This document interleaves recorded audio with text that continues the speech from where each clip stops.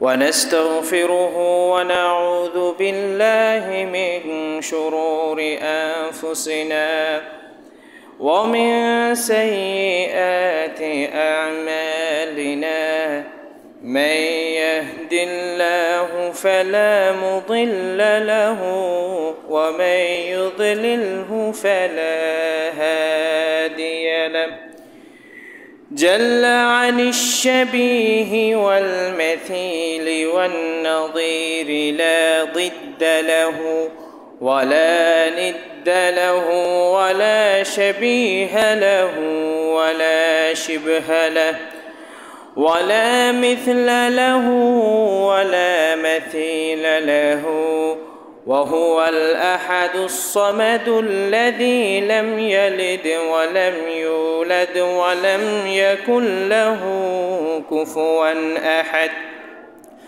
وأشهد أن محمدًا عبده ورسوله وخليله الذي أرسله بالحق بشيرًا بين يدي الساعة من يطع الله ورسوله فقد رشد ومن يعصهما فإنه لا يضر إلا نفسه ولا يضر الله شيئا أما بعد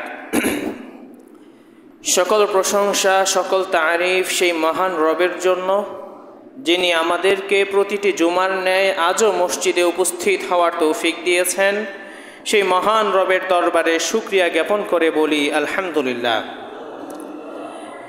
সেই সাথে দুরুদ ও সালাম বর্ষিত হোক মানবতার মুক্তির দূত সৈয়দনা মুহাম্মদ সাল্লাল্লাহু আলাইহি ওয়াসাল্লামের উপর। সম্মানিত উপস্থিতি, ঈদ উল আযহা খুবই সন্নিকটে চলে এসেছে। তো ঈদকে কেন্দ্র করে কিছু সুন্নাহ রয়েছে, কিছু বিষয় রয়েছে, যে সমস্ত বিষয়গুলো প্রতিটা মুসলমানের জানা প্রয়োজন। সেই আলোকে আজকে আমার আলোচনার বিষয় হলো সলাতুল ঈদাইন, দুই ঈদের সালাতের কি সুন্নাহগুলো আছে সেই বিষয়সমূহ। প্রথমে যে বিষয়টি নিয়ে আলোচনা করতে চাই যে ইসলামের শুরু যুগে কোনো উৎসবের দিন ছিল না। ইসলামের প্রথম যুগে মুসলমানরা কোনো দিন উদযাপন করবে এমন কোনো বিধান ছিল না। নবী সাল্লাল্লাহু আলাইহি ওয়াসাল্লামের এই বিষয়ে একটি হাদিস রয়েছে, আন আনাস রাদিয়াল্লাহু আনহু قال, আনাস রাদিয়াল্লাহু আনহু তে বর্ণিত, قدم النبي صلى الله عليه وسلم ولأهل المدينة يومان يلعبون فيهما في الجاهلية। আল্লাহর নবী যখন মদিনায় এলেন, মদিনায় এসে তিনি দেখলেন মদিনাবাসীদের জন্য দুইটি দিন রয়েছে। সেই দুইটি দিনে তারা খেলাধুলা করে, উৎসব করে, আনন্দ উল্লাস করে। আল্লাহর নবী তখন এসে বললেন, ফাকালা কদিমতু আলাইকুম ওয়া লাকুম ইয়াওমানি তালআবুনা ফীহিমা, আমি তোমাদের মধ্যে এলাম আর তোমরা দুইটা দিন উদযাপন করছো। ওয়াকাদ আবদালাকুম বিহিমা খায়রাম মিনহুমা ইয়াওমান নাহরি ওয়া ইয়াওমাল ফিতরি, আল্লাহ রাব্বুল আলামিন তোমাদের জন্য আইয়ামে জাহিলি যুগের যত উৎসব আছে সবগুলো বাতিল করে দিয়ে আল্লাহ রাব্বুল আলামিন দুইটি উৎসবের দিন দান করলেন। একটি হলো ইয়াউমুন নাহর অর্থাৎ ঈদুল আযহা, আরেকটি হলো ঈদুল ফিতর। আল্লাহ নবী যখন এই ঘোষণাটা দিয়ে দিলেন তখন থেকে ঈদুল ফিতর এবং ঈদুল আযহা মুসলমানদের ভিতরে এই দুইটি দিন উদযাপনের দিন হিসেবে, ঈদের দিন হিসেবে পালন করা শুরু হয়ে গেল। হাদিসটি হলো আবু দাউদের 1134, নাসাইর 3 নম্বর খণ্ডের 179, মুসনাদে আহমদের 3 নম্বর খণ্ডের 903 নম্বর পৃষ্ঠা। তারপরে ওয়াক্তু সলাতিল ঈদাইন, ঈদের সালাতটা কখন আদায় করতে হয় এই বিষয়ে ইবনে আবিদিন নামক গ্রন্থের খণ্ড নম্বর 1 পৃষ্ঠা নম্বর 583 সেখানে উল্লেখ রয়েছে। এই ক্ষেত্রে হানাফি, মালিকি, হানবলি অধিকাংশ উলামায়ে কেরামগণ বলেছেন ইয়াবতাদিউ ওয়াক্তু সলাতিল ঈদি বা'দা ইরতিফা'iশ শামসি, সূর্য যখন উদিত হয় তখন ঈদের সালাত পড়ার সময় হয়ে যায়। ওয়ায়ান্তাহি বিজাওয়ালিশ শামসি, আর ঈদের সালাত কত সময় পর্যন্ত পড়া যাবে? জোহর হওয়ার আগ পর্যন্ত ঈদের সালাত পড়া যাবে। জোহরের সময় পার হয়ে গেলে ঈদের সালাতের সময় শেষ হয়ে গেল। তো বলার উদ্দেশ্য হলো ঈদের সালাত পড়তে হয় সকাল সকাল। এই বিষয়ে আরো একটি আসার রয়েছে। আন আব্দুল্লাহ বিন ইয়াসার সাহিবিন নবী সাল্লাল্লাহু আলাইহি ওয়াসাল্লাম, আব্দুল্লাহ বিন ইয়াসার রাদিয়াল্লাহু আনহু তিনি বলেন, আন্নাহু খারাজা মা'আন নাসি ইয়াওমা ফিতরিন আও ইয়াওমা আযহা, তিনি একদিন মানুষদের সাথে দল বেঁধে বেঁধে ঈদের সালাত আদায় করার জন্য গেলেন। তিনি গিয়ে দেখলেন ইমাম সাহেব যিনি আছেন তিনি ঈদের সালাত পড়ানোর জন্য দেরি করছেন, মানে তিনি বিলম্ব করছেন, দেরি করছেন, ঈদের সালাত দ্রুত পড়ছেন না, দ্রুত আদায় করছেন না। فأنكر إبطاء الإمام, তিনি নাকচ করলেন যে আমরা আমাদের রাসূল সাল্লাল্লাহু আলাইহি ওয়াসাল্লামের যুগে কিভাবে পালন করতাম। ইন্না কুন্না ক্বাদ ফারাকনা সাআতানা হাযিহি ওয়া যালিকা হিনাত তাসবিহ আই আউয়াল ওয়াক্তি দুহা, তোমরা এখনো ঈদের সালাত আদায় করনি, আর আমরা রাসূল সাল্লাল্লাহু আলাইহি ওয়াসাল্লামের যুগে এই সময়ে ঈদের সালাত আদায় করে ফেলতাম। মুহাদ্দিস কেরামগণ বলেছেন এই সময় দ্বারা উদ্দেশ্য হলো সূর্য যখন উঠে যায় তখন দেরি না করে, বিলম্ব না করে দ্রুত আদায় করে ফেলতেন। হাদিসটি হলো ইবনে মাজার 1317, মুস্তাদরিকুল হাকিম নামক গ্রন্থের 1 নম্বর খণ্ডের 295, আল বাইহাকি নামক গ্রন্থের 3 নম্বর খণ্ডের 282 নম্বর পৃষ্ঠা। এবার আসা যাক, মুহাদ্দিস কেরামগণ, উলামায়ে কেরামগণ দুই ঈদের সালাতকে দুই ঈদে সালাদে দুইটা সময় নির্ধারণ করেছেন। একটা পড়তে বলেছেন একটু আগে, আরেকটা পড়তে বলেছেন একটু পরে। কারণ আল আফদালু আন তুসাল্লিয়া সালাতুল আযহা ফি আউয়ালিল ওয়াক্তি লিয়াতাফাররাগাল মুসলিমুনা বা'দাহা লিযাবহি আযাহিহিম, কুরবানির ঈদের সালাত একটু তাড়াতাড়ি পড়া উত্তম। কারণ কুরবানি সালাত শেষ করার পরে, ঈদুল আযহার দিন সালাত শেষ করার পরে মুসলমানদের কাজ থাকে কুরবানি করা। কুরবানি করতে করতে সময়ের প্রয়োজন হয়, এই জন্য দ্রুত পড়ে ফেলাই উত্তম। ওয়া ইউস্তাহাব্বু তাখিরুহা কালিলান আন হাযাল ওয়াক্তি ফি সালাতিল ফিতরি, আর ঈদুল ফিতরের দিন ঈদের সালাতটাকে একটু বিলম্বিত করে পড়া। লিয়াতামাক্কানান নাসু মিন ইখরাজ যাকাতিল ফিতরি, যাতে করে মানুষেরা যাকাতুল ফিতরা আদায় করে ফেলতে পারে। এই জন্য ঈদুল ফিতরের সালাতটা একটু বিলম্বিত করা, আর ঈদুল আযহার সালাতকে একটু ত্বরান্বিত করা, একটু আগে আগে পড়ে নেয়া। ঈদের সালাতগুলো আদায় করার ক্ষেত্রে কিছু আদব বা নিয়ম নীতি আছে। আমাদের দেশে যারা ঈদের সালাত হয় আমাদের বিভিন্ন আশপাশ এলাকাগুলোতে, তারা ঈদের সালাত আদায় করার পূর্বে দেখা যায় তারা খুতবা দেয়। ঈদের সালাত আদায় করার পূর্বে তারা আলোচনা করে, দীর্ঘ সময় কথা বলে, আধা ঘন্টা 45 মিনিটের মতো কথাবার্তা বলে, বিভিন্ন নিয়ম নীতি বলে। এই বিষয়ে আল্লাহ রাসূল সাল্লাল্লাহু আলাইহি ওয়াসাল্লামের একটি হাদিস রয়েছে।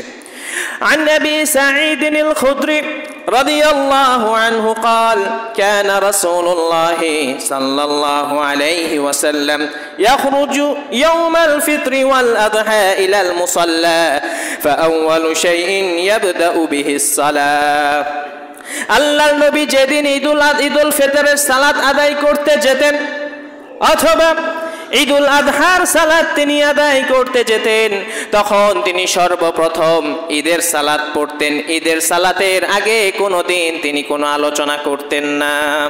তাহলে সুন্নাহ হলো সবার প্রথম এসে ঈদের সালাত আদায় করতে হবে, এর আগে কোনো আলোচনা নেই। সর্বোচ্চ এতটুকু হতে পারে যে সালাত পড়ার পদ্ধতিটা বলে দিতে পারে যে কিভাবে সালাতটা হবে, সর্বোচ্চ এতটুকু হতে পারে। কিন্তু এছাড়া এর আগে খুতবা দেওয়া বা অন্যান্য কিছু আলোচনা করা, এটা ইসলামে নেই। হাদিসটি হলো সহিহুল বুখারীর 956 এবং সাহিহুল মুসলিমের 889। তারপরে আল খুরুজ ইলাল মুসাল্লা ওয়া আদাবুহু, যখন কেউ ঈদের সালাত আদায় করার জন্য কোনো স্থানে যাবে, কোনো ময়দানে যাবে, তাকে গোসল করে নেয়া। কারণ আল্লাহ নবী সাল্লাল্লাহু আলাইহি ওয়াসাল্লামের একটি হাদিস রয়েছে, সুইলা আলী ইবনে আবি তালিব আনিল গুসলি, একবার আলী রাদিয়াল্লাহু আনহুকে জিজ্ঞেস করা হলো, হে আলী, আল্লাহর নবী কোন কোন দিনে গোসল করতেন? আলী রাদিয়াল্লাহু আনহু প্রশ্ন শুনে জবাব দিলেন, ফাকালা ইয়াউমুল জুমআতি ওয়া ইয়াউমু আরাফাতা ওয়া ইয়াউমুন নাহরি ওয়া ইয়াউমুল ফিতরি। আল্লাহর নবী জুমার দিন যখন মসজিদে যেতেন, গোসল করে তিনি মসজিদে যেতেন। তারপরে আরাফার ময়দানে যখন তিনি যেতেন, গোসল করে আরাফার ময়দানে যেতেন। তারপর যখন তিনি ঈদের সালাত আদায় করতে যেতেন, তখন তিনি গোসল করে ঈদের সালাত আদায় করতেন। এই হাদিসটি হলো বাইহাকি নামক গ্রন্থে 3 নম্বর খণ্ডের 278 নম্বর হাদিস। তাহলে গোসল করে যাওয়া সেটা হলো সুন্নাহ। তারপরে আত-তাজাম্মুলু ওয়া লুবসু আহসানি থিয়াব, ঈদের সালাত আদায় করতে যখন যাব, সুন্দর পরিচ্ছন্ন পোশাক, ভালো পোশাকটা পরিধান করে ঈদের সালাতে যাওয়া। কেননা একটি হাদিস রয়েছে, আল্লাহর নবী সাল্লাল্লাহু আলাইহি ওয়াসাল্লামের সাহাবী ইবনে ওমর রাদিয়াল্লাহু আনহু তিনি বলেন, আখাযা উমর জুব্বাতান মিন ইস্তাবরাকিন তুবাউ ফিস সুক ফাআখাযাহা। একদিন ওমর রাদিয়াল্লাহু আনহু তিনি বাজারে দেখলেন সুন্দর একটি জুব্বা, তিনি সেই জুব্বাটি কিনে নিলেন। কিনে নিয়ে ফাতা রাসূলুল্লাহ সাল্লাল্লাহু আলাইহি ওয়াসাল্লাম ফাকালা ইয়া রাসূলুল্লাহ ইবতাই হাযা ওয়া তাজাম্মাল বিহা লিল ঈদ ওয়া লিল ওয়ুফুদ। উমর রাদিয়াল্লাহু আনহু জামাটা কিনে সোজা আল্লাহর নবীর কাছে চলে আসলেন। এসে বললেন, ও নবী, এই জামাটা দেখতে খুবই সুন্দর, আপনি ঈদের দিনের জন্য হলেও এই জামাটি ক্রয় করেন এবং ঈদের দিনের সাজসজ্জা আপনি গ্রহণ করেন। তারপর আল্লাহর নবী সাল্লাল্লাহু আলাইহি ওয়াসাল্লাম জামাটি নিলেন এবং ঈদের দিনের জন্য তিনি নিজেকে সুসজ্জিত করলেন। হাদিসটি হলো সাহিহুল বুখারীর 886 এবং সাহিহুল মুসলিমের 2068 নম্বর হাদিস। তো এই হাদিস থেকে বোঝা যায়, যখন আমরা ঈদের সালাত পড়তে যাব, যার কারো কাছে যদি নতুন জামা থাকে নতুন জামা পরে নিলাম, যদি নতুন জামা না থাকে তাহলে পরিচ্ছন্ন যে জামাটা আপনার কাছে ভালো লাগবে, যে জামাটা আপনার জন্য ভালো সুন্দর, সেই জামাটা আপনি পরে ঈদের সালাত আদায় করতে যাবেন। এখন আমরা যখন ঈদুল ফিতরের সালাত আদায় করতে যাব, এর আগে একটা সুন্নাহ রয়েছে। কেমন সুন্নাহ? আল্লাহর নবীর একটি হাদিস, আন আনাস রাদিয়াল্লাহু আনহু قال, আনাস রাদিয়াল্লাহু আনহু তে বর্ণিত, কানা রাসূলুল্লাহ সাল্লাল্লাহু আলাইহি ওয়াসাল্লাম লা ইয়াগদু ইয়াউমাল ফিতরি হাত্তা ইয়াকুলা তামারাতিন। আল্লাহর নবী সাল্লাল্লাহু আলাইহি ওয়াসাল্লাম তিনি ঈদের সালাতে, ঈদুল ফিতরের সালাত আদায় করার জন্য যখন তিনি যেতেন, তখন কোনো মিষ্টান্ন খেয়ে তিনি মসজিদে যেতেন, বা তিনি কোনো মিষ্টান্ন জাতীয় খাবার, মিষ্টি জাতীয় কোনো খাবার খেয়ে আল্লাহর নবী ঈদুল ফিতরের সালাত আদায় করতে যেতেন। তো এই হাদিস থেকে যেটা বোঝা যায়, ঈদুল ফিতরের সালাত আদায় করতে গিয়ে, করার আগে গিয়ে মিষ্টি খেয়ে যাওয়া। হতে পারে আমাদের দেশে আমরা সেমাই বানাই, বা আমাদের দেশে আরও আমরা মিষ্টান্ন খাবার বানাই, সেগুলো খেয়ে আমরা যেতে পারি। আর আল্লাহ রাসূল সাল্লাল্লাহু আলাইহি ওয়াসাল্লামের জামানায় আল্লাহর নবী তিনি খেজুর খেয়ে ঈদুল ফিতরের সালাত আদায় করতে যেতেন। আর ঈদুল আযহার ক্ষেত্রে আল্লাহর নবী না খেয়ে যেতেন। কারণ আল্লাহ নবীর একটি হাদিস রয়েছে, আন বুরাইদা রাদিয়াল্লাহু আনহু قال, বুরাইদা রাদিয়াল্লাহু আনহু তে বর্ণিত, কানান নাবিয়্যু লা ইয়াখরুজু ইয়াউমাল ফিতরি হাত্তা ইয়াতআম। আল্লাহর নবী ঈদুল ফিতরের দিন কোনো কিছু না খেয়ে তিনি ময়দানে যেতেন না। ওয়া ইয়াউমান নাহরি লা ইয়াকুলু হাত্তা ইয়ারজিআ। আর ঈদুল আযহার দিনে তিনি না খেয়ে ঈদের সালাত আদায় করতে যেতেন, হাত্তা ইয়ারজুআ ফায়াকুলা মিন নাসিকাতিহি। অতঃপর না খেয়ে আবার ফিরে আসতেন, ফিরে এসে তিনি জবাই করতেন, ওই জবাই করা ছাগলের মাংস দিয়ে আল্লাহর নবী খাবার খেতেন। তাহলে ঈদুল আযহার সুন্নাহ হলো, আপনি খালি পেটে ঈদের সালাত আদায় করতে যাবেন, আবার ফিরে আসবেন, ফিরে এসে নিজের জবাইকৃত খাসি গরু যাই আপনি জবাই করেন সেই জবাইকৃত পশুর মাংস দিয়ে আপনি খাবার গ্রহণ করবেন। আর এটা ছিল আল্লাহর নবী সাল্লাল্লাহু আলাইহি ওয়াসাল্লামের সুন্নাহ। হাদিসটি হলো তিরমিজির 546 এবং ইবনে মাজার 1756 নম্বর হাদিস। তারপর আত-তাকবীরু ফিল ঈদাইন মিন হিনাল খুরুজ, যখন আমরা ময়দানের দিকে যাব তখন তাকবীর ধ্বনি দিয়ে দিয়ে যাওয়া, তাকবীর ধ্বনি দিয়ে দিয়ে যাওয়া। আল্লাহ রাব্বুল আলামিন বললেন ওয়ালিতুকমিলুল ইদ্দাতা ওয়ালিতুকাব্বিরুল্লাহ, তোমরা সময়ের গণনাকে পূর্ণ করো এবং আল্লাহর নামের তাকবীর দাও, আল্লাহর নামের বেশি বেশি তাকবীর দাও। অন্য এক হাদিসে এসেছে আন্নান নবী কানা ইয়াখরুজু ইয়াওমাল ফিতরি ফায়ুকাব্বিরু হাত্তা ইয়াতিয়াল মুসাল্লি, আল্লাহর নবী যখন ময়দানে যেতেন ঈদের সালাত আদায়ের জন্য তিনি ময়দানে যাওয়া পর্যন্ত এইভাবে তাকবীর দিতেন, আল্লাহু আকবার আল্লাহু আকবার লা ইলাহা ইল্লাল্লাহু আল্লাহু আকবার ওয়ালিল্লাহিল হামদ। এইভাবে তাকবীর দিয়ে দিয়ে আল্লাহর নবী ঈদের ময়দানে ঈদগাহ ময়দানে যেতেন। ওয়া হাত্তা ইয়াকদিয়াস সালাহ ফাইদা কাদাস সালাতা কাতাআত তাকবীর, যখন সালাত শেষ করতেন তখন আল্লাহর নবী তাকবীর দেওয়া বন্ধ করতেন। এই হাদিসটি হলো ইবনে আবি শাইবার 1 নম্বর খণ্ডে 487 এবং সহিহ নামক গ্রন্থের আলবানী রাহিমাহুল্লাহর একটি গ্রন্থ, সেই গ্রন্থের 180 নম্বর পৃষ্ঠায় এই হাদিসটি রয়েছে। একটি বিষয় এখানে সতর্ক থাকতে হবে, অনেক সমাজে দেখা যায় তারা তাকবীর ধ্বনি দিয়ে দিয়ে ঈদগাহ ময়দানে যাচ্ছে, কিন্তু একত্রে বলতে 5-6 জন একসাথে হেঁটে যাচ্ছে, সকলে এক সুরে আল্লাহু আকবার লা ইলাহা ইল্লাল্লাহু আল্লাহু আকবার ওয়ালিল্লাহিল হামদ, এইভাবে এক সুরে এক আওয়াজে পাঠ করে যায়। এইভাবে এক সুরে এক আওয়াজে পাঠ করার কোনো হাদিস নেই, বরং সবাই নিজ নিজভাবে পাঠ করবে, সকলে যেন এক সুরে একসঙ্গে কেউ পাঠ না করে। কারণ এই বিষয়ে একটি হাদিস রয়েছে, আল্লাহ নবী সাল্লাল্লাহু আলাইহি ওয়াসাল্লাম তিনি যখন 2 ঈদের সালাত আদায় করার জন্য যেতেন, আল্লাহর নবীর সাথে অনেক সাহাবীরা যেতেন।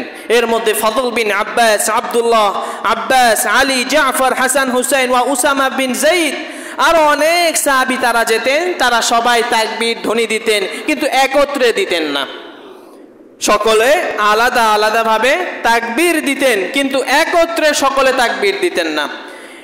হাদিসটি হলো বাইহাকির 3 নম্বর খণ্ডের 269 এবং ইরওয়া নামক গ্রন্থের 3 নম্বর খণ্ডের 123 নম্বর পৃষ্ঠা। তারপরে আমাদের দেশে আমরা যখন কুরবানির ঈদ পালন করি, আমরা তাকবীর ধ্বনি দেওয়া শুরু করি, বা কুরবানি ঈদের দিন থেকে নিয়ে লাগাতার প্রায় 3.5 দিন আমরা এইভাবে কুরবানি তাকবীর ধ্বনি পাঠ করি। তো আমাদের দেশে যেটা হয়, প্রত্যেক মসজিদে সালাতের পরে শুধু আল্লাহু আকবার লা ইলাহা ইল্লাল্লাহু আল্লাহু আকবার ওয়ালিল্লাহিল হামদ, শুধু সালাতের পরে অনেক মসজিদে শুধু সালাতের পরে তাকবীর ধ্বনি দেয়, আর সারা দিন তাকবীর দেওয়ার কোনো খবর নেই। এটা কোনো সুন্নাহ পদ্ধতি নয়। সুন্নাহ পদ্ধতি কি? যেমনটি হাদিসে এসেছে, লাকিন লা দালিলা আলা হাদা ফাকাদ আল্লাকা আল বুখারী, ইমাম বুখারী রাহিমাহুল্লাহ তিনি তার গ্রন্থে উল্লেখ করেছেন, কানা ইবনে উমর ইউকাব্বিরু বিমিনান তিলকাল আইয়ামা খালফাস সালাতি ওয়া আলা ফিরাশি ওয়া ফি ফুসতাসি। ইবনে উমর রাদিয়াল্লাহু আনহু তিনি যখন এই ঈদের দিন কাছাকাছি চলে আসতো, আরাফার দিন থেকে নিয়ে তিনি তাকবীর ধ্বনি দেওয়া শুরু করতেন। তিনি সালাতের পর ধ্বনি দিতেন, বিছানায় শুয়ে থাকা অবস্থায় ধ্বনি দিতেন, বিছানায় শুয়ে থাকা অবস্থায় তাকবীর পাঠ করতেন, আল্লাহু আকবার লা ইলাহা ইল্লাল্লাহু আল্লাহু আকবার ওয়ালিল্লাহিল হামদ। রাস্তা দিয়ে হাঁটতেন, তাকবীর পাঠ করে হাঁটতেন। কারো সাথে কথা বলতেন, কথা বলার আগ পর্যন্ত তিনি তাকবীর পাঠ করতেন। এইভাবে প্রতিটি ক্ষেত্রে তিনি তাকবীর পাঠ করে করে চলতেন। তাহলে সুন্নাহ নিয়ম হলো যে সব সময় আরাফাতের দিন থেকে নিয়ে যতদিন পর্যন্ত পালন করতে হবে, ততদিন পর্যন্ত সকাল বিকাল রাত শুধু যে সালাতের পরে তাকবীর ধ্বনি দিব বিষয়টি এমন নয়, বরং প্রতিটি ক্ষেত্রে প্রতিটি সময়ে আপনি বসে আছেন, আল্লাহু আকবার আল্লাহু আকবার, লা ইলাহা ইল্লাল্লাহু আল্লাহু আকবার আল্লাহু আকবার ওয়ালিল্লাহিল হামদ, এইভাবে তাকবীর ধ্বনি দিতে হবে। তারপরে ঈদের সালাতে নারীরাও অংশগ্রহণ করবে। এটা আমাদের দেশে সালাফি যে সমস্ত সালাফিদের মসজিদগুলো আছে অথবা সালাফিদের যে সমস্ত ঈদগাহ ময়দান আছে আমাদের দেশে এই সুন্নাহটা পাওয়া যায়। তারপরে আমরা যখন ঈদগাহ সালাতে যাব সেই ক্ষেত্রে আমরা আতর ব্যবহার করব, সুগন্ধি ব্যবহার করব। আল্লাহর নবী তিনি সুগন্ধি ব্যবহার করে ঈদগাহ ময়দানে যেতেন। তবে মহিলাদের ঈদগাহ ময়দানে যাওয়ার জন্য একটু সতর্কতা থাকতে হবে। মহিলারা যেন তাদের গায়ে কোনো প্রকার সেন্ট কিংবা কোনো প্রকার আতর, কোনো প্রকার পারফিউম ব্যবহার না করে যায়। তারা যেন এমনভাবে সেজে গুজে না যায় যেভাবে সেজে গুজে গেলে তাদের হাত পা প্রকাশ পায়, চেহারা প্রকাশ পায়, চুল প্রকাশ পায়, এমনভাবে যেন সেজে গুজে না যায়। তারা আতর ব্যবহার করবে না, তারা কোনো প্রকার পারফিউম ব্যবহার করবেন না, কারণ নারীদের জন্য পারফিউম ব্যবহার করা হারাম। তারা কখনো বাহিরে এটা ব্যবহার করতে পারবে না। যদি ব্যবহার করতে হয় ঘরে তারা ব্যবহার করতে পারবে একমাত্র স্বামীর জন্য, কিংবা যদি নিজের ভাই, নিজের মা বাবা তাদের সামনে সে পারফিউমটা ব্যবহার করতে পারবে। এছাড়া বাহিরে যদি কোনো নারী পারফিউম ব্যবহার করে হাঁটে, চলাচল করে, এই পারফিউমের ঘ্রাণ যতজনের নাক পর্যন্ত পৌঁছবে ততটা জিনাহের গুনাহ তার আমলনামায় লেখা হবে। ওই সমস্ত নারীদেরকে যেই সমস্ত নারীরা জাহান্নামে যাবে বা যেই সমস্ত নারীদেরকে বলা হয়েছে জাহান্নামের গুণের অন্তর্ভুক্ত, এর মধ্যে একটি গুণ হলো যেই সমস্ত নারীরা বিভিন্ন সেন্ট মেখে, বিভিন্ন পারফিউম মেখে রাস্তায় হাঁটে, এদেরকে দাইয়ুস বলা হয়েছে, অর্থাৎ জাহান্নামে যারা যাবে এই সমস্ত নারীরা এর মধ্যে অন্তর্ভুক্ত। এই জন্য আমাদের স্ত্রী যারা আছে, বোন যারা আছে, নিজেদের মেয়ে যারা আছে, তাদেরকে ঈদগাহ মাঠে নিয়ে যাব, কিন্তু পারফিউম যেন তারা না মাখে, পর্দা আবৃত করে তাদেরকে নিয়ে যাব।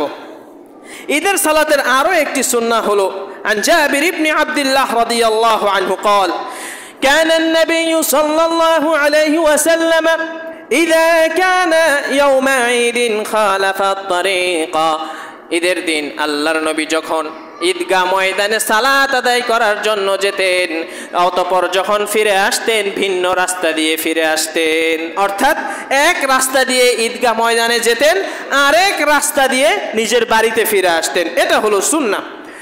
হাদিসটি হলো সহিহুল বুখারীর 986 নম্বর হাদিস। অন্য এক বর্ণনায় আছে কানান নবী সাল্লাল্লাহু আলাইহি ওয়াসাল্লাম ইযা খারাজা ইলাল ঈদ রাজা ফি গায়রি আত-তারিক আল্লাযী খারাজা ফি। আল্লাহর নবী যখন ঈদগাহ ময়দানে যেতেন তখন তিনি এক রাস্তা দিয়ে ঈদগাহ ময়দানে যেতেন, আর যখন ফিরে আসতেন ভিন্ন রাস্তা দিয়ে নিজের বাড়িতে ফিরে আসতেন।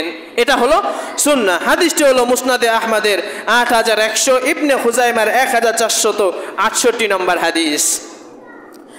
তারপরে আমরা যখন ঈদগাহ ময়দানে যাব যতটুকু সম্ভব হেঁটে যাব, যতটুকু সম্ভব হেঁটে যাব, কারণ আল্লাহর নবী তিনি হেঁটে যেতেন, সাহাবায়ে কেরামগণ তিনারাও হেঁটে যেতেন। হ্যাঁ, এখন যদি হেঁটে যাওয়া কষ্টসাধ্য হয়ে যায়, হেঁটে যাওয়া যদি কষ্টকর হয়ে যায়, সেই ক্ষেত্রে আমরা বাহনে করে হোক, রিকশায় করে হোক বা গাড়িতে করে হোক আমরা যেতে পারি, কিন্তু সুন্নাহ হলো হেঁটে যাওয়া। কেননা হাদিসে রয়েছে কানা রাসূলুল্লাহি সাল্লাল্লাহু আলাইহি ওয়াসাল্লাম ইয়াখরুজু ইলাল ঈদ মাশিয়ান ওয়া ইয়ারজিউ মাশিয়ান। আল্লাহর নবী যখন তিনি ঈদগাহ ময়দানে যেতেন হেঁটে হেঁটে ঈদগাহ ময়দানে যেতেন, আবার যখন ফিরে আসতেন তখন তিনি হেঁটে হেঁটে ময়দান থেকে ফিরে আসতেন। তাহলে হেঁটে যাওয়াটাও হলো সুন্নাহ। হাদিসটি হলো ইবনে মাজার 1071 নম্বর হাদিস।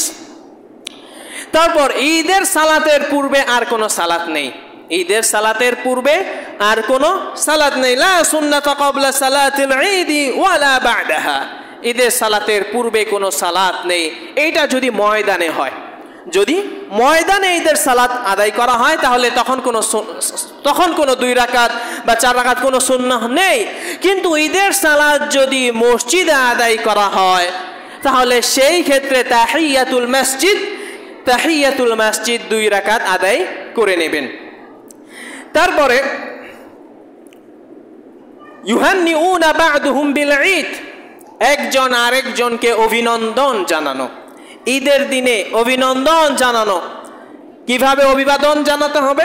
আল্লাহর নবীর একটি হাদিস রয়েছে, কানা আসহাবু রাসূলিল্লাহ সাল্লাল্লাহু আলাইহি ওয়াসাল্লাম, আল্লাহ রাসূলের সাহাবীরা যখন একজনের সাথে আরেকজনের দেখা হতো ঈদের দিনে, ইযা আলতাকাউ ইয়াউমাল ঈদ ইয়াকুলু বা'দুহুম লিবা'দিন তাকাব্বালাল্লাহু মিন্না ওয়া মিনকুম।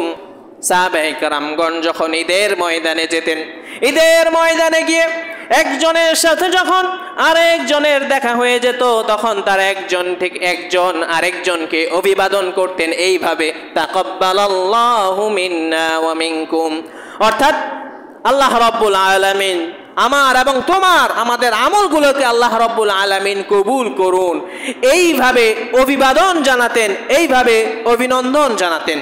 তো আমরাও যখন ঈদগাহ ময়দানে যাব এইভাবে অভিনন্দন জানাবো, এই পদ্ধতিতে অভিবাদন জানাবো। তারপরে আমাদের দেশে আমরা যখন ঈদের সালাত পড়ি, ঈদের সালাত পড়তে গিয়ে আমরা মুআনাকা করি, অর্থাৎ কুলাকুলি করি। এখন এই ক্ষেত্রে কি কোনো নিয়ম আছে কি যে আল্লাহর নবী ঈদের দিন কারো সাথে মুআনাকা করেছেন? যদি আমরা হাদিস দেখি তাহলে আল্লাহর নবী যে ঈদের দিনে কোনো মুআনাকা করেছেন, কুলাকুলি করেছেন কারো সাথে, এমন কোনো হাদিস পাওয়া যায় না। কুলাকুলির যে সমস্ত হাদিসগুলো আছে সেই সমস্ত হাদিসগুলো যদি আমরা দেখি তাহলে পাই, লাম্মা কাদিমা জাফর ইবনে আবি তালিব মিন হাজরাতিল হাবশা, জাফর বিন আবি তালিব রাদিয়াল্লাহু আনহু তিনি যখন হাবশা নগরী থেকে ফিরে এলেন, তালাকাহুন নবী সাল্লাল্লাহু আলাইহি ওয়াসাল্লাম, আল্লাহর নবী তার সাথে সাক্ষাৎ করলেন, তার সামনে এগিয়ে এলেন, ফানাকাহু ওয়া ক্বাবিলা বাইনা আইনাই, আল্লাহর নবী তার সাথে কুলাকুলি করলেন। কিন্তু এটা কখন? যখন কেউ সফর করে আসবে। সুন্নাহ পদ্ধতি হলো সফর করে যখন আসবে, দূর থেকে অনেক দিন পরে কেউ সফর করে আসলো, হজে গিয়েছে, অনেক দিন হজ পালন করে দেশে ফিরে এসেছে, উমরা করতে গিয়েছিল, উমরা পালন করে দেশে ফিরে এসেছে, তখন তার সাথে মুআনাকা করা, এটা হলো সুন্নাহ পদ্ধতি। কিন্তু ঈদের দিন যে মুআনাকা করা, এই বিষয়ে কোনো হাদিস পাওয়া যায় না। তবে উলামায়ে কেরামগণ বলেছেন কেউ যদি মুসাফা চাইলে সে মুসাফা করতে পারে, কিন্তু কুলাকুলি করা থেকে বিরত থাকাই উত্তম হবে, কারণ এই বিষয়ে কোনো সহিহ হাদিস নেই। وقد ثبت عن الصحابة أنهم كانوا يتعانقون عند قدومهم من السفر। যত হাদিস আছে সকল হাদিস থেকে এটাই প্রমাণিত হয়, যখন সাহাবায়ে কেরামগণ সফর থেকে ফিরে আসতেন তখন তারা কুলাকুলি করতেন। অন্য এক বর্ণনায় এসেছে, কানা আসহাবুন নবী সাল্লাল্লাহু আলাইহি ওয়াসাল্লাম ইযা তালাকু তাসাফাহু, যখন একজনের সাথে আরেকজনের সাক্ষাৎ হয়ে যেত তখন তারা মুসাফা করত। অর্থাৎ ঈদের দিন যদি একজনের সাথে আরেকজনের দেখা হতো তাহলে তারা মুসাফা করত। ওয়াইদা কাদিমু মিন সাফারিন তানাকু, যদি তারা কেউ সফর থেকে আসতো, বিভিন্ন দূর দূরান্ত জায়গা থেকে আসতো, এমন যদি কোনো পরিচিত ব্যক্তি থাকতো তাহলে তারা তাদের সাথে কুলাকুলি করত। তো সুন্নাহ পদ্ধতিটা হলো যে সফর করে কেউ যখন আসবে তার সাথে কুলাকুলি করা। আর ঈদের সালাতের যে সময় যে কুলাকুলিটা রয়েছে সেই ক্ষেত্রে পদ্ধতি হলো মুসাফার উপরেই ক্ষান্ত থাকা, আর এইটা বলা তাকাব্বালাল্লাহু মিন্না ওয়া মিনকুম, আল্লাহ রাব্বুল আলামিন তোমার এবং আমাদের আমলগুলোকে কবুল করুন। অথবা আমরা আরো বলতে পারি বারাকাল্লাহু ফি ঈদিকুম, আল্লাহ রাব্বুল আলামিন আমাদের ঈদ এবং তোমাদের ঈদে বারাকা দান করুন, এইভাবে আমরা বলতে পারি। আশা করা যায় আজকের এই বিষয়টি আমি ভালোভাবে স্পষ্ট করতে পেরেছি। সেই সাথে আরেকটি বিষয় না বললেই নয়, সেটি হলো আমরা প্রত্যেকে মিলে এই মসজিদটাকে নির্মাণ করেছি। আল্লাহর নবী বলেছেন, মান বানা লিল্লাহি মাসজিদান বানাল্লাহু লাহু বাইতান ফিল জান্নাহ। কেউ যদি এই কোনো মসজিদ নির্মাণ করে, মসজিদ নির্মাণ করার জন্য টাকা ব্যয় করে, সামান্য থেকে সামান্য টাকা হোক, সে মসজিদ নির্মাণের কাজে ব্যয় করেছে, আল্লাহ রব্বুল আলামিন তার এই টাকার বিনিময়ে তার জন্য জান্নাতে একটি ঘর নির্মাণ করে দেন। এখন ঘর তো আল্লাহ নির্মাণ করে দিলেন, আমরা সবাই এই মসজিদের জন্য দান করেছিলাম, বা সবাই আমরা মসজিদ নির্মাণের জন্য দান করেছি। এখন সেই ঘরে তো আমাদের যেতে হবে, সেই ঘরে যেতে হবে না? এখন কেউ যদি চায় যে আল্লাহ রব্বুল আলামিন আমার জন্যও তো জান্নাতে একটি ঘর বানিয়ে রেখেছেন, কারণ আমি মসজিদের নির্মাণের জন্য টাকা দান করেছি, তাহলে কিভাবে সেই ঘরে যেতে হবে? আল্লাহর নবী সেটাও বলে দিয়েছেন, মিফতাহুল জান্নাতিস সালাহ, সালাত হলো সেই জান্নাতের চাবি। আপনি সালাত পড়ছেন না, মসজিদ নির্মাণের জন্য দান করেছেন, আপনার জন্য ঘর নির্মাণ হয়ে আছে, কিন্তু এই ঘরে যদি আপনি প্রবেশ করতে চান তাহলে আপনাকে 5 ওয়াক্ত সালাত আদায় করতে হবে। শুধু এতটুকুই ক্ষান্ত হলে নয়, ফি হাক্কিম মা'লুম, প্রত্যেকের সম্পদের মধ্যে কিছু হক রয়েছে। হকগুলো কি কি? যখন আপনারা মসজিদ নির্মাণ করবেন, এই মসজিদকে পরিচালনা করার জন্য প্রত্যেকের দায়িত্ব রয়েছে। প্রত্যেকটা মুসল্লি, প্রত্যেকটা এলাকাবাসী, প্রত্যেকটা মানুষের উপর দায়িত্ব রয়েছে। আল্লাহ নবী বললেন, আলা কুল্লুকুম রাইন ওয়া কুল্লুকুম মাসউলুন আন রাইয়াতিহি, শুনে রেখো তোমরা প্রত্যেকেই হলো দায়িত্ববান, প্রত্যেকের দায়িত্ব সম্পর্কে জিজ্ঞাসা করা হবে। আপনারা প্রত্যেকেই জানেন যে আমাদের মসজিদ আপনাদের টাকা দিয়েই চলে, আমাদের মসজিদগুলো আপনাদের টাকাগুলো দিয়ে ইমাম সাহেবদের বেতন দেওয়া হয়, আপনাদের টাকাগুলো দিয়ে আমাদের মসজিদের উন্নয়ন কিভাবে করা যায় সেই ব্যবস্থা করা হয়, আপনাদের টাকাগুলো দিয়ে মাদ্রাসা মসজিদগুলো ঠিক রাখা হয়। এখন আপনারা যদি ঠিক মতো মসজিদ মাদ্রাসা আবাদ না করেন, আপনারা যদি এই মসজিদের হকগুলো আদায় না করেন, কারা আদায় করবে? আখিরাতে তো প্রত্যেকটা ব্যক্তিকেই জিজ্ঞেস করা হবে, তুমি তো মসজিদে নির্মাণ করেছিলে, কিন্তু মসজিদ কি আবাদ করেছিলে? মসজিদ কি আবাদ করেছিলে? নাকি শুধু মসজিদে নির্মাণ করেই শেষ? মসজিদ নির্মাণ করেই শেষ নয়, এরপর মসজিদ আবাদ করতে হবে। মসজিদ আবাদ করা প্রতিটা মুসলমানের দায়িত্ব, প্রতিটা এলাকাবাসীর দায়িত্ব।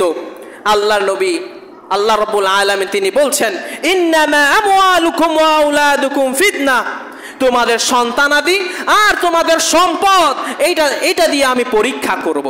তোমরা কি তোমাদের সম্পদ আল্লাহর জন্য ব্যয় করছো কিনা? তোমরা কি তোমাদের সম্পদ আল্লাহর রাস্তায় ব্যয় করছো কিনা? তোমরা কি তোমাদের সন্তানদেরকে সৎ বানিয়েছো কিনা? আমি এই জন্য তোমাদেরকে পরীক্ষা করব। সম্পদের পরীক্ষাটা কেমন হবে? সম্পদের পরীক্ষাটা হলো আপনি কি আপনার সম্পদ সঠিক পথে ব্যয় করেছেন কিনা। সম্পদের পরীক্ষা হলো আপনাকে এলাকাবাসীর পক্ষ থেকে, মসজিদের পক্ষ থেকে আপনার জন্য টাকা নির্ধারণ করে দেওয়া হয়েছে, আপনি কি আপনার নির্ধারিত টাকা আদায় করেছেন কিনা। এটা যদি আদায় না করেন তাহলে মনে রাখবেন আল্লাহ তাআলা আপনাকে পরীক্ষা করবেন।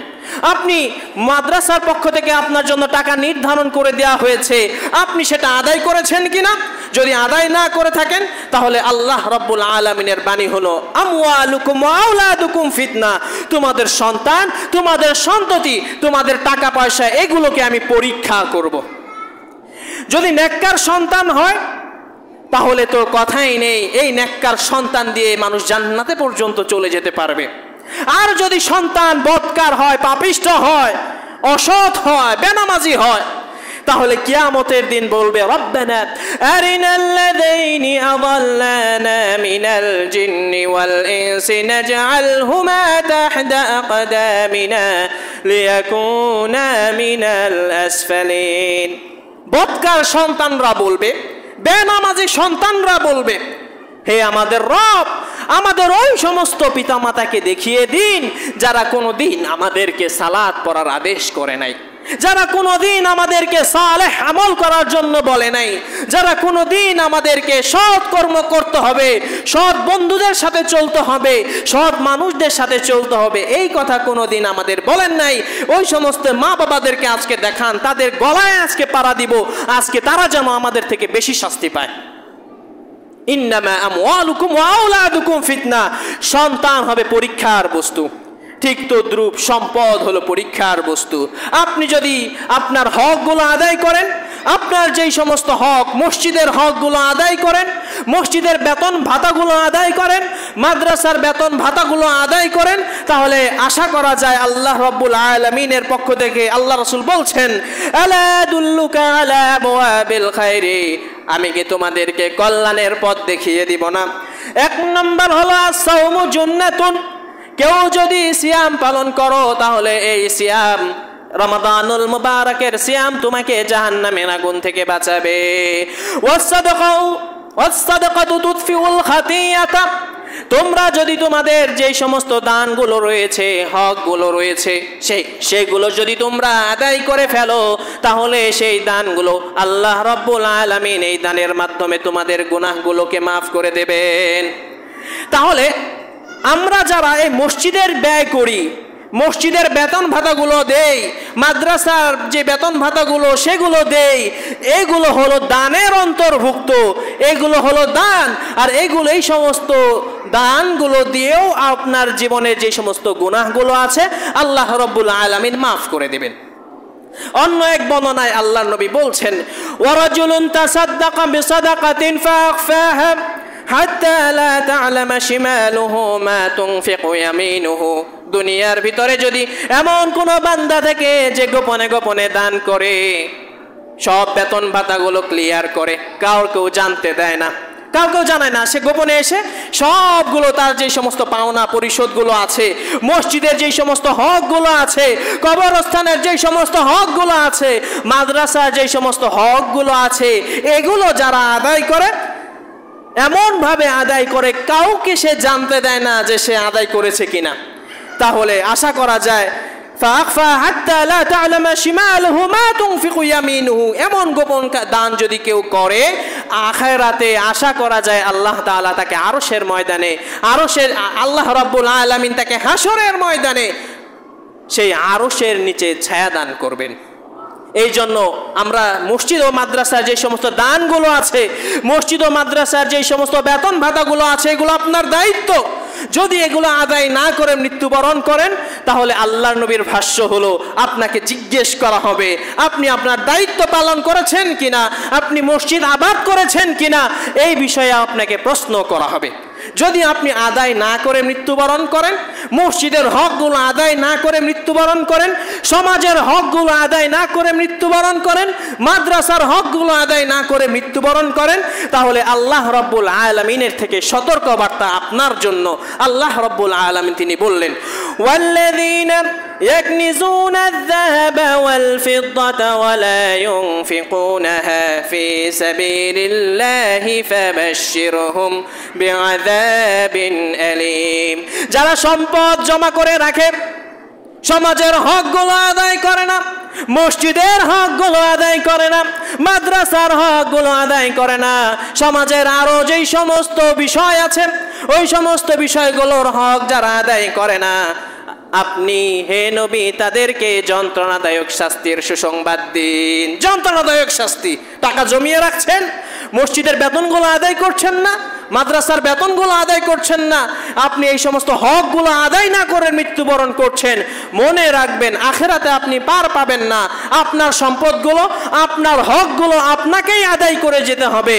মৃত্যুর পরে আপনার সন্তানরা আপনার পক্ষে আপনার জন্য দান করতেও পারে, আপনার পাওনাগুলো পরিশোধ করতেও পারে, নাও করতে পারে।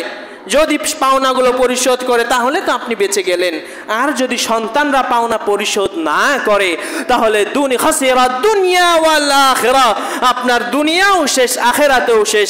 কবরে তো ধরা পড়বেনই, আর আখিরাত তো হলো চিরস্থায়ী সময়, চিরস্থায়ী জীবন। এই চিরস্থায়ী জীবনেও আপনি ধরা পড়ে যাবেন। তাদের শাস্তি কেমন হবে? যারা দুনিয়ায় হকগুলো আদায় না করে মৃত্যুবরণ করবে, হকগুলো আদায় করেনি, এই সমস্ত হকগুলো আদায় করা থেকে বিরত থেকে ছিল, তারপর মৃত্যুবরণ করেছিল। আল্লাহর নবী আল্লাহ রাব্বুল আলামিন বললেন, ইয়াউমা ইউহমা আলাইহা ফি নারি জাহান্নাম ফাতুকওয়া বিহা জিবাহুহুম ওয়া জুনুবুহুম ওয়া যুহুরুহুম। কিয়ামতের ময়দানে ওই সমস্ত ব্যক্তিদেরকে যারা তাদের সমাজের হকগুলো আদায় করেনি, মসজিদের হকগুলো আদায় করেনি, আরও যেই সমস্ত হকগুলো আছে সেই সমস্ত হকগুলো তারা আদায় করেনি। কিয়ামতের দিন যখন তাদেরকে জাহান্নামে দেওয়া হবে, জাহান্নামে দেওয়ার পরে তাদেরকে লোহা গরম করে সেই সমস্ত লোহা দিয়ে তাদেরকে ছেক দেওয়া হবে শরীরে, লোহা গরম করে তাদের শরীরে ছেক দেওয়া হবে। ফি যুহুরিহিম তাদের পিঠে ছেক দেওয়া হবে, ফি জুনুবিহিম তাদের ডান পাশ বাম পাশে ছেক দেওয়া হবে। আর বলা হবে হাযা মা কানাজতুম লিআনফুসিকুম ফাযুকু মা কুনতুম তাকনিজুন। এটা ছিল তোমার জমানো সম্পদ, তুমি এই সম্পদগুলো দিয়ে জমা করে রেখেছিলে ঠিকই, তুমি দোকানে যখন বসো তাহলে তখন 50-100 টাকা তুমি ব্যয় করে ফেলো, কিন্তু মাস শেষ হলে মসজিদের 50-100 টাকা তুমি দিতে পারো না। তুমি যখন এটাই ছিল তোমার সেই সম্পদ, যে সম্পদ দিয়ে তুমি অন্য অন্য স্থানে বিভিন্ন কত টাকাই তুমি ব্যয় করতে পেরেছো, কিন্তু মসজিদে চাওয়ানোর জন্য পরিচালনা করার জন্য তুমি 100 টাকা তুমি দিতে পারোনি। এটাই ছিল সেই সম্পদ। আজকে তুমি জাহান্নামের এই আরামিও গ্রহণ করো, জাহান্নামের এই শাস্তিগুলো ভোগ করো, জাহান্নামের এই যন্ত্রণাদায়ক শাস্তিগুলো তুমি আজকে আস্বাদন করো। আর মনে রাখো এটাই ছিল তোমার সেই সম্পদ, সেই সম্পদকে তুমি দান করোনি। সর্বশেষ আমি বলবো, সম্মানিত উপস্থিতি, এটি হলো আপনাদেরই মসজিদ, আপনাদের সকলের টাকা দিয়ে এই মসজিদটা চলে, আপনাদের সকলের টাকা দিয়ে এই মাদ্রাসাগুলো চলে, এটা আপনাদেরই দায়িত্ব। আপনারা যদি এই হকগুলো আদায় না করেন তাহলে মসজিদ মাদ্রাসা ঠিকই চলবে, কিন্তু আপনি আখেরাতে ধরা পড়ে যাবেন, কবরেও ধরা পড়ে যাবেন, আখেরাতেও ধরা পড়ে যাবেন। আমার কাজ হলো সতর্ক করা। আনা মিনাল মুনযিরিন। আল্লাহর নবীরা যখন দাওয়াত দিতেন, দাওয়াত দিতে গিয়ে তিনি বলতেন আমি হলাম সতর্ককারী। যদি তোমরা সতর্ক হও তাহলে তোমরা সফল, আর যদি সতর্ক না হও তাহলে তোমার দুনিয়া আখেরাত দুটোই ধ্বংস হয়ে যাবে। দুনিয়াতেও তুমি ধরা খাবে, আখেরাতেও তুমি ধরা খেয়ে যাবে। সুতরাং আমিও এমনই একজন সতর্ককারী, আমিও সতর্ক করে দিলাম। আলা ইন্না যিকরা তানফাউল মুমিনিন। এই সমস্ত উপদেশ, এই সমস্ত সতর্ক বার্তা মুমিনদেরকে উপকার করে, মুমিনদের কাজে লাগায়, ঘুমন্ত মুমিনদেরকে জাগ্রত করে, ঘুমন্ত মুমিনরা জাগ্রত হয়ে তারা তাদের হকগুলো আদায় করে। সবশেষে বলবো, যে সমস্ত আলোচনাগুলো শুনলাম বললাম, আল্লাহ রাব্বুল আলামিন আমাদের প্রত্যেককেই সেই আলোচনাগুলো ভালোভাবে বুঝার তৌফিক দান করুন। আমিন ওয়া আখিরু দাওয়ানা আলহামদুলিল্লাহি রাব্বিল আলামিন।